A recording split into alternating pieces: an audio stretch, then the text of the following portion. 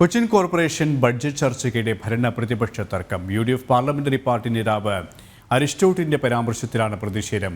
Deputy മേയർക്കെതിരെയാണ് പരാമർശം നടത്തിയത്. Finance കമ്മിറ്റിക്ക് ഡെപ്യൂട്ടി മേയർ എത്താത്തത് ചൂണ്ടിക്കാണിച്ചായിരുന്നു വിവാദ പരാമർശം. ഇവരുമായി കിരൺ കുമാർ ചേരുകയാണ്. കിരൺ, കഴിഞ്ഞ ദിവസങ്ങളിലും ഇത്തരത്തിലുള്ള വലിയ പ്രതിഷേധമാണ് ഭരണപക്ഷത്തിൻ്റെയും പ്രതിപക്ഷത്തിൻ്റെയും ഭാഗത്തു നിന്നും ഉണ്ടായിരിപ്പോഴും ആ ഒരു തർക്കം ആവർത്തിക്കുകയാണ്. ബഡ്ജറ്റ് ചർച്ചയ്ക്കിടെയുണ്ടായ ഇന്നത്തെ സാഹചര്യം, സംഭവവികാസങ്ങൾ ഏത് തരത്തിലാണ്?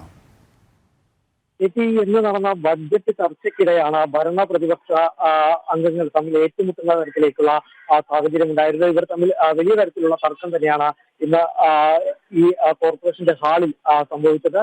പ്രധാനമായിട്ടും ഈ പ്രതിപക്ഷ പാർട്ടി നേതാവായിട്ടുള്ള അരിസ്റ്റോട്ടിൽ എന്ന കൗൺസിൽ അംഗത്തിന്റെ പരാമർശത്തിലായിരുന്നു ഈ ഒരു ഭരണ പ്രതിപക്ഷ ഏറ്റുമുട്ടൽ ഉണ്ടാകാനായിട്ടുള്ള കാരണം. അതായത് നേരത്തെ ഈ ഫിനാൻസ് കമ്മിറ്റിയിൽ ഡെപ്യൂട്ടി മേയർ അൻസിയ പങ്കെടുക്കാത്ത ഒരു സാഹചര്യം ഉണ്ടായിരുന്നു. ഇതിനെക്കുറിച്ച് പിന്നീട് ഇവർ നൽകിയ ഒരു വിശദീകരണം, തനിക്ക് വ്യക്തിപരമായ ചില കാരണങ്ങൾ ഉണ്ടായതുകൊണ്ടാണ് ഫിനാൻസ് കമ്മിറ്റിയിൽ പങ്കെടുക്കാൻ കഴിയാതിരുന്നത് എന്നുള്ളൊരു കാര്യമായിരുന്നു ഇവരുടെ വിശദീകരണം ഉണ്ടായത്. ഈ വിശദീകരണത്തിലാണ് ഈ അരിസ്റ്റോട്ടിലിന്റെ വിവാദപരമായിട്ടുള്ള പരാമർശം ഉണ്ടായത്. വീട്ടിൽ ചാള വെട്ടാനുണ്ടായത് കൊണ്ടാണോ ഡെപ്യൂട്ടി മേയർ ഈ കാര്യത്തിൽ പങ്കെടുക്കാതെ ഫിനാൻസ് കമ്മിറ്റിയിൽ പങ്കെടുക്കാതിരുന്നത് എന്നുള്ളൊരു കാര്യമായിരുന്നു അരിസ്റ്റോട്ടിലിന്റെ പരാമർശമുണ്ടായി. ഈ പരാമർശത്തെ തുടർന്നാണ് പിന്നീട് ഭരണപക്ഷ അംഗങ്ങൾ പ്രതിഷേധവുമായി ഈ കൗൺസിലിന്റെ നടുത്തളത്തിലേക്ക് ഇറങ്ങുന്ന സാഹചര്യം ഉണ്ടായത്.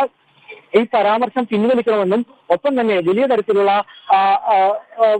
വിവാദം തന്നെ, അതായത് മത്സ്യത്തൊഴിലാളികളെ വിമർശിക്കുന്ന തരത്തിലുള്ള പരാമർശമാണ് അരിസ്റ്റോട്ടിലിന്റെ ഭാഗത്തു നിന്നും ഉണ്ടായത് എന്നുകൂടി ഭരണപക്ഷം ആരോപിക്കുകയുണ്ടായിരുന്നു. കോട്ടയത്തിലെ മട്ടാഞ്ചേരിയിലെ മത്സ്യത്തൊഴിലാളികളെ അവഹേളിക്കുന്ന തരത്തിലുള്ള ഒരു പരാമർശമാണ് ഈ അരിസ്റ്റോട്ടിലിന്റെ ഭാഗത്തു നിന്നുണ്ടായത് എന്ന തരത്തിലായിരുന്നു പ്രതിപക്ഷം പരാമർശിച്ചത്. മാത്രവുമല്ല, ഇതിനെ മേയറും പിന്നീട് പിന്തുണയ്ക്കുകയുണ്ടായി. അതായത് ഭരണപക്ഷം ഉന്നയിച്ച ആരോപണം ഇത് വലിയ തരത്തിലുള്ള ഒരു വിമർശനം തന്നെയാണ് എന്നുള്ളൊരു കാര്യമാണ്. അതായത് പ്രതിപക്ഷ നേതാവിന്റെ ഈ പരാമർശം അത് പിൻവലിക്കണം എന്നുള്ളൊരു ആവശ്യം തന്നെ ഏതായാലും മേയറും മുന്നോട്ട് വെച്ചു. എന്നാൽ തന്റെ പരാമർശത്തിൽ നിന്ന് താൻ പിന്നോട്ട് പോകില്ല എന്നുള്ളൊരു കാര്യം തന്നെയാണ് പിന്നീട് ഈ പ്രതിപക്ഷ നേതാവായിട്ടുള്ള അരിസ്റ്റോട്ടിൽ അറിയിച്ചത്.